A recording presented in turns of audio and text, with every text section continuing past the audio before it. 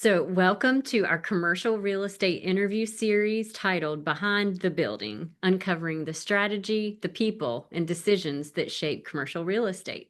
I love talking and connecting with people. I love commercial real estate and I enjoy teaching.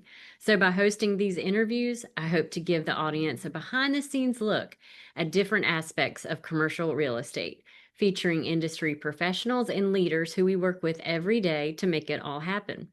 Here with me is Devon Hawkins, Assistant Professor at the Martha and Spencer Love School of Business at Elon University, as well as she has her own practice in economic consulting called Elite Economic Advisors. Welcome, Devon.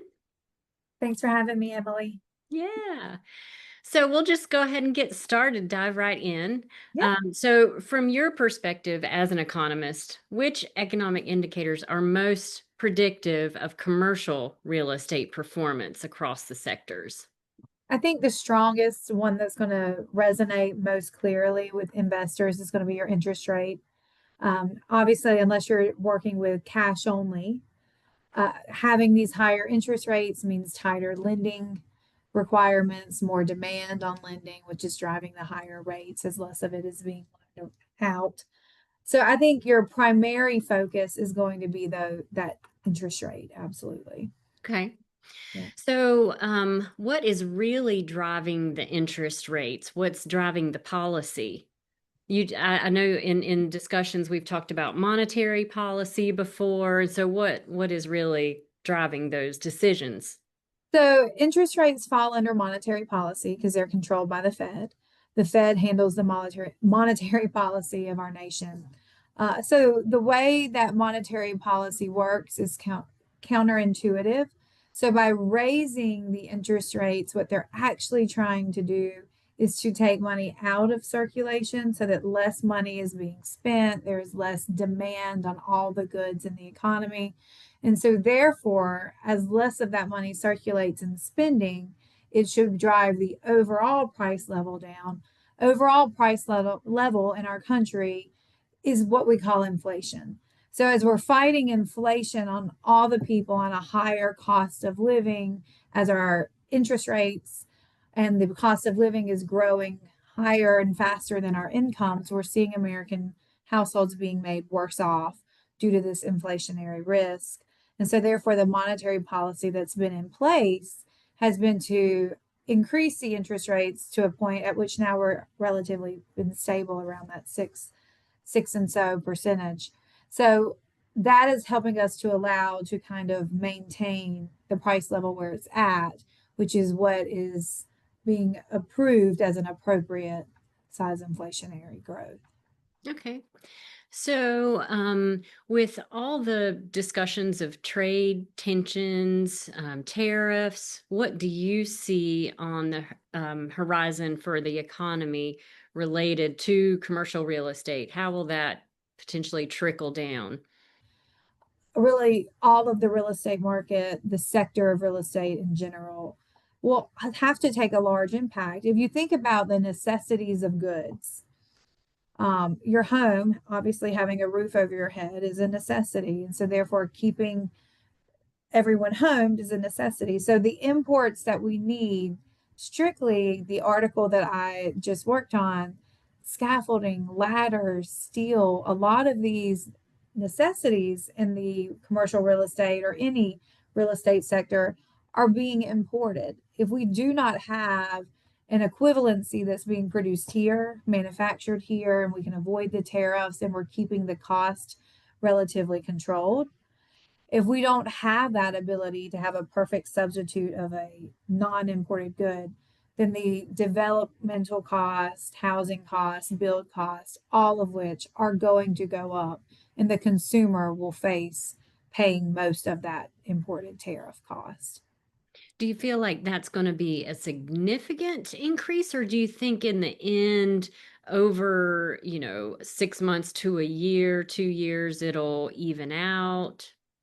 I think it'll be like all the economic events that kind of catch us off guard, the unanticipated, where they hit us hard at first. And kind of the low hanging fruit will kind of drift away. The ones that are like, I was kind of on the fence about doing this development anyway. or I want to wait a little bit longer. But I think those that understand how the policy is going to go into place, the growth that it's right. There's two different frameworks we can talk about tariffs, right? We can talk about it in a completely positive framework of it's going to increase economic activity, it's going to bring that economic activity back home, and then extrapolate out growth and job creation and kind of establishing our country as kind of a high producer of those goods and not necessarily needing to depend on our trading partners as much, right? So there's one framework of the tariff that, everybody's cheering and we're championing it. The other side of the framework, which is from an economic standpoint, what I always discuss, everything has an opportunity cost, right? That's the growth, that's the benefit that we're trying to capture. But obviously, in order to get that, there's going to be some pain felt, there's going to be a burden somewhere else because we have to weigh that benefit versus the burden. The burden on these tariffs are going to be for the goods in which we have a domestic substitute, it's going to be so minimal, right? Okay, I might not buy that object off of that website where it was originally cheaper. I'll just go grab it down the street local, right? Minimal, because I'm finding a comparable substitute.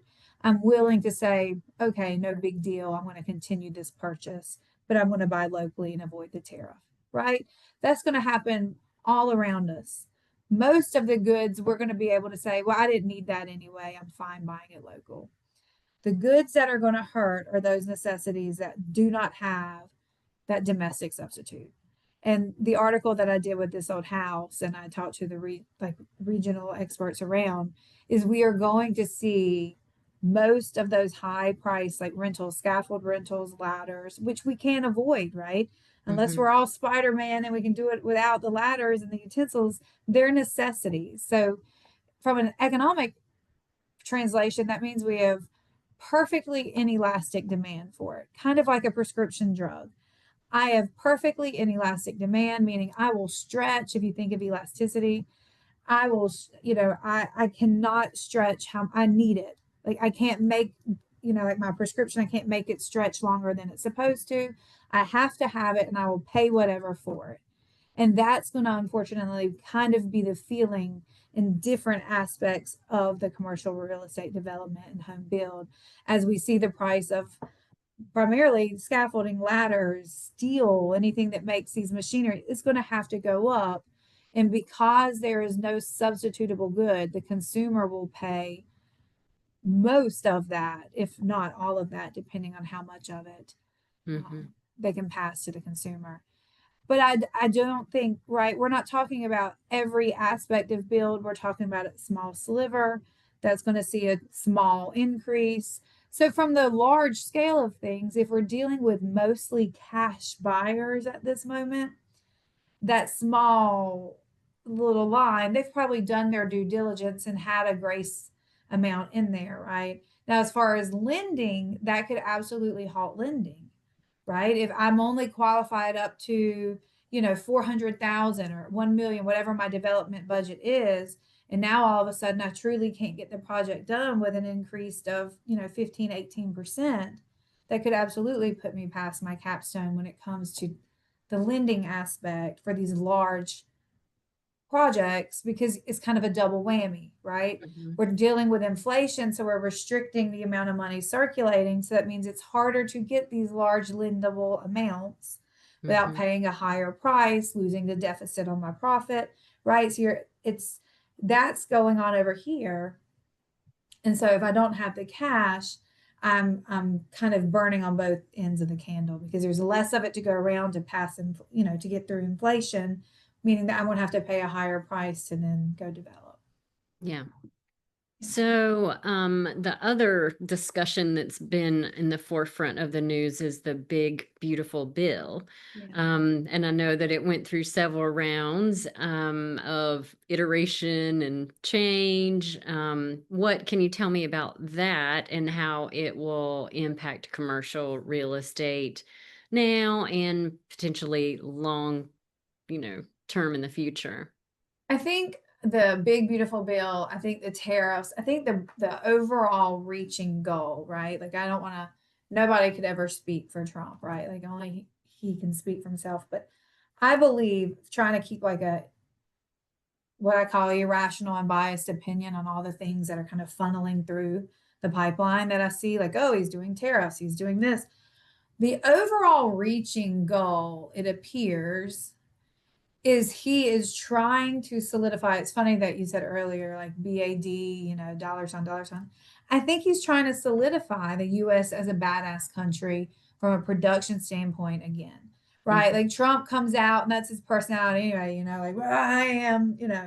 But I think what he's trying to do is kind of pass that, like, I am my own nation Trump attitude to the United States.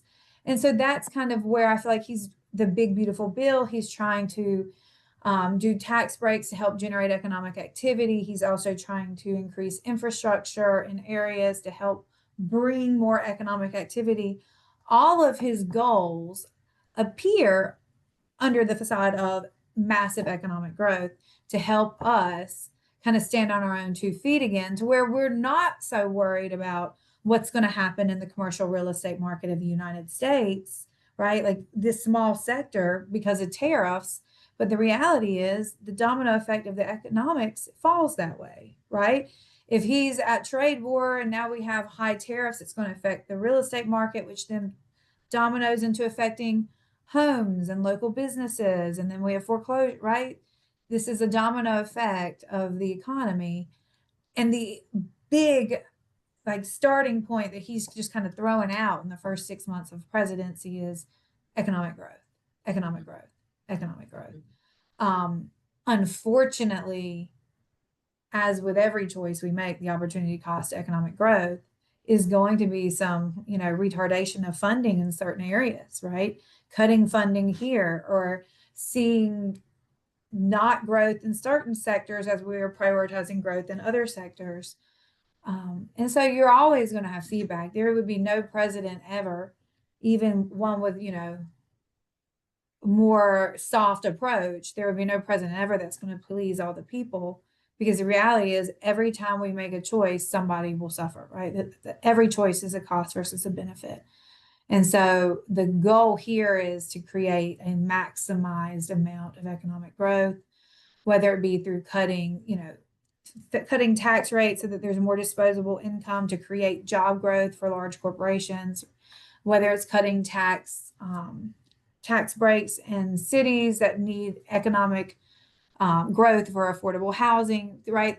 There has to be a give to be a get. And so that's what we're seeing with this economic bill. And clearly at the forefront, kind of at all costs, he's trying to stimulate economic growth. Yeah. Yeah. And so as it relates to our local North Carolina and, even larger regional, how do Yeah, you see some of the big, beautiful bill or some of those initiatives rolling into our economic development sure. for our smaller markets, some of the tertiary markets? Yeah, yeah.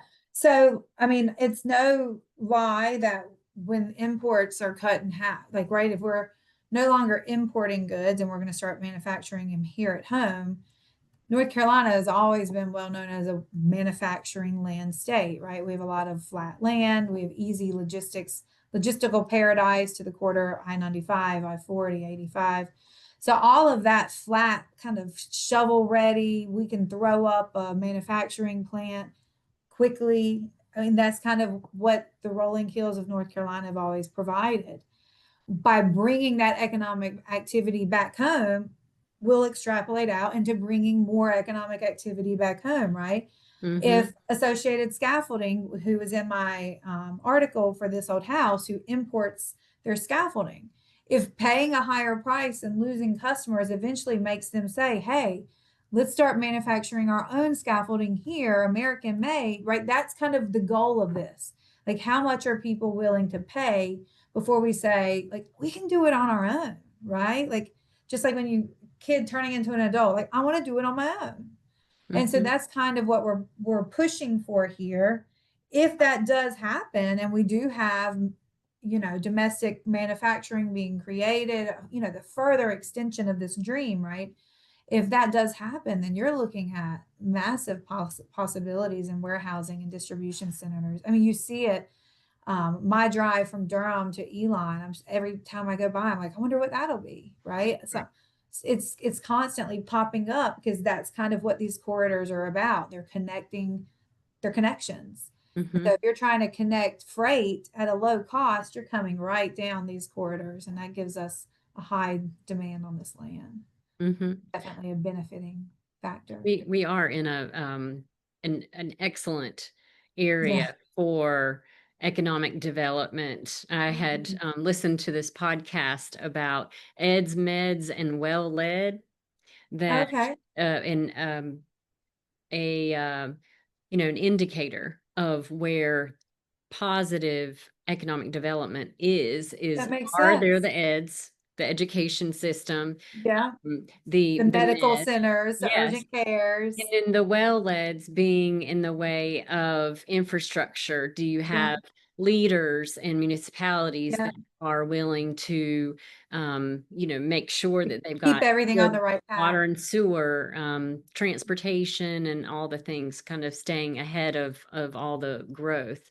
So, yeah, I think we've got it all between Durham Absolutely. and Elon there, just Exactly. with the interstates and the ability to have lower cost housing and all those things. That article I did with USA Today, that was last year, but out of the top five cities, is basically from Charlotte, Alamance, Burlington, where Elon is. That's how I kind of got tied in there. So basically, coming from Charlotte through Greensboro, now Elon and Burlington, Mebbane's popping up, Durham, Raleigh. I mean, it is a logistical paradise. You can connect from two airports rather quickly. I mean, it's a logistical dream for a lot of these manufacturing companies that are looking for land, cost of living, all of it. North Carolina kind of Mm, wraps it up beautifully with a bow. yep, yep. And so when you kind of get down to property owners, commercial real estate property owners, and even brokers, what advice do you have for all of us to wade through all of the news, economic Yeah. information, all the media that comes at us and barrages us? It's hard to discern. Should we worry? Yes. What's going Um, on? I mean, I definitely think if you're not worried about the economy, then you probably don't have a very good understanding of how quickly it can turn. Right? Like if you have ever played dominoes and everything looks perfect, then just a little fraction and the whole thing goes off. So, I mean, there should always be a concern, kind of like every time you get behind the wheel of a car, that you know, we need to protect ourselves against a catastrophe. Um, I do think a lot of what Trump is doing makes sense if we're trying to drive economic growth. My concern on that is that there will be certain demographics that are going to be more harmed due to the inaffordability of goods that they kind of need as necessities. So when thinking of what does this mean for us, it kind of starts with the necessities. Unless you absolutely can't buy it here locally at home, then stay away from the import, right? So that's kind of like an obvious answer for that aspect on how we can avoid it. But from a commercial real estate standpoint, the best thing you could do to kind of wade through all of these tensions and figure out which direction to move is one, look at not just the affordability, because North Carolina as a whole is pretty relatively affordable, right? Nobody's ever turning down North Carolina land because it's more expensive to develop. But what we need is more like shovel ready, right? Less clearing. You want to be in areas where they're going to be more already closely tied into water, right? Closer to current developments. You're looking for that because the reality is those small extra purchases of clearing the land, making sure this peaks, that could be what's being eaten up. That's that grace money getting eaten up by the imports and the other economic development. So you want to look for that easy cost savings. So, right. And I mean, I'm thinking in my head, I'm kind of trying to translate this to you at the same time. I'm thinking of going down that I-85, 840 corridor. And that's why all of that is popping up so quickly because it's already in an area they can quickly dig that shovel, throw up a sign and claim it instead of clearing it out, getting approvals from the permits and the zoning, et cetera. Does Yeah. that make sense? I mean, You're none of talking this about it being entitled already, or making sure that exactly, you've properly planned for certain, permitted and uses in areas. in the market 2 or 3 years ago, $100,000 in costs like that might not have made anybody blink an eye if they were developing and they're like, no, we want to be more off the beaten. We want to kind of have more land to grow with. But right now, people don't have that additional, cushion money because they're paying higher interest rates to help stop inflation, and there's less money being lent. So it's kind of a double whammy. Hmm. Um, and then, there's uncertainty around tariffs. So there's so much going on. You want to just kind of eliminate as much gray noise as you can. So that starts there. Like, here, it's already ready, shovel ready. Let's go. Hmm. That Yeah. would be my best advice. Also, looking at vacancy rates. Um, you know, with the remote working taking off so much, we're seeing. I'm curious to see actually the vacancy rates even in the Durham community, because all of those townhomes and condos, or I'm not even sure how they're marketing them now, apartments, right? But they're just going up and going up, and I just can't fathom that they're filling as quickly as they're going up. But um, the vacancy rates, all of it. Yeah, for office and in government Yes. Oh, for leases sure. that are out there. Hmm. Yeah, Yeah. absolutely. And so that is one data point, vacancies. So as we wrap up, what other data points should generally be on our time or on our horizon and what we're looking at for commercial real estate? It's funny that you mentioned the meds and the leads. Like medical centers, labor economics, right? Like labor economics, we often look at like how are labor, like how is it tied to medical advancement, right? Mm. Like how did we know Duke was going to take, well, Duke started taking off, and so we knew Durham would take off, right? So that's another thing to be looking, where what else is developing in that area, and is it developing a necessity, or is it more of a trend like area, right? Because if it's developing medical care or energy, renewable energy, right, anything of this taking off sectors, then that's exactly where you're going to want to be, right? Hmm. Makes sense. Any Yeah. other economic No, to look at? I've In spent, migration, um, do you all track that a little bit to understand who's moving here and why? I do not follow immigration, or I do not track that data. I do think I do have a colleague. I will check with him. I know they were doing some analysis after the flooding, right? The Western state flooding, to see if there was any migration patterns, but it obviously wasn't as like catastrophic as it could have been, thank goodness. Hmm. Um, but no, I don't follow any of the immigration. I do not. Hmm. Yeah, yeah. Yeah. So yeah, as we wrap up, I just want to thank you, Devon Hawkins, for Yes. being here and sharing your good nuggets of information about what's the latest in our economic world and how it impacts commercial real estate. It's important to stay on top of what's the latest and be educated so that we can serve our clients well. Yeah. And to my audience, I want to always stay in front of the news and understand what's impacting commercial real estate decisions. That's why I partner with Devon here. And so, if you have questions about what's going on, please get in contact with me, as I want to be your resource for all things commercial real estate. And we'll see you next time at Behind the Building interview series.